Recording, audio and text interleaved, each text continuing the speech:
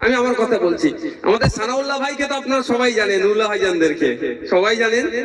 তো আমাদের সানাউল্লাহ ভাইয়ের নানি বাড়ি কোথায় জানেন? বৈদ্যবাটিতে। তো আমরা ঘুরতে গিয়েছি সবাই মিলে, আমারও নানির বাড়ি। তো ভাইয়েদের নানির বাড়ি শেষ করে মাঠ আর মাঠ।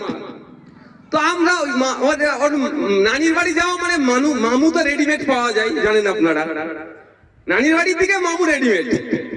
তো মামুদের সাথে পাল্লায় পড়ে মাঠের দিকে ঘুরতে গিয়েছি, আর ট্রেন লাইন আছে বৈদ্যবাটি যেটা যাচ্ছে। তো ওই মামু এবার কিছু দূর গিয়ে ঘুরছি, দেখি একটা ওই পানি ফল চাষ হচ্ছে।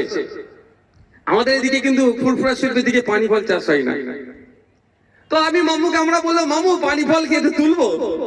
মামু বলেছে হ্যাঁ তোলো না, আমাদেরই লোকজন, অসুবিধা নাই। আমি জিজ্ঞাসা করেছি আমরা যে মামু পানি ফল তুলে খাবো? বলছে হ্যাঁ তোলো, আমাদেরই লোকজন। এবার এপারে যখন তুলছি দিকে ওপার থেকে চিল্লা যায়।